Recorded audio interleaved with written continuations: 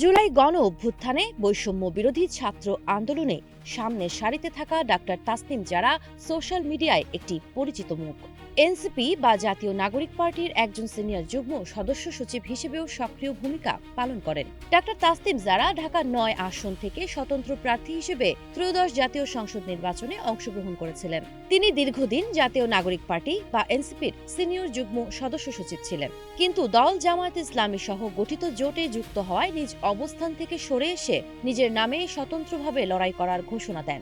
গবেষণামূলক ও স্বচ্ছ রাজনীতির প্রতিশ্রুতি দিয়ে তিনি জনগণের কাছে নির্বাচনী তহবিলের জন্য অনুদান বা ক্রাউড ফান্ডিং চেয়েছিলেন এবং অনেকে সেই আহ্বানে সাড়া দিয়েছিলেন।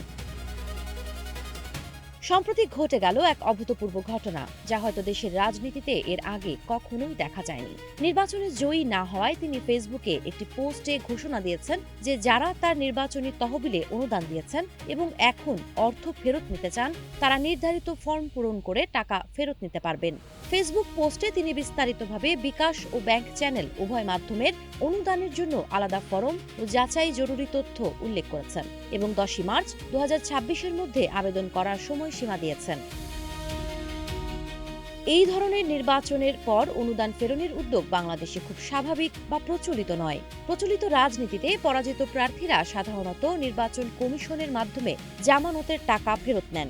যদি তারা প্রয়োজনীয় ভোট পাওয়া ছাড়িয়ে যান, তবে নিজস্ব তহবিল বা ক্রাউড ফান্ডিং এর অনুদান নির্বাচনের পর ফেরত দেওয়ার নজির খুবই বিরল বা নজিরবিহীন হিসেবে বিবেচিত। নির্বাচন কমিশনের নিয়মে যেমন জামানত কিভাবে ফেরত নিতে হয় সে সম্পর্কে বিস্তারিত নিয়ম রয়েছে, কিন্তু জনগণের অনুদান ফেরত দেওয়া সংক্রান্ত নির্দিষ্ট কোনো নিয়ম ইলেকশন কমিশনের ম্যানুয়ালে সাধারণত নেই। তার এই পদক্ষেপকে অনেকে রাজনীতিতে স্বচ্ছতার নতুন ধারা বলছেন, আবার অনেকে এটিকে ব্যতিক্রমী ও আলোচিত সিদ্ধান্ত হিসেবেও দেখছেন।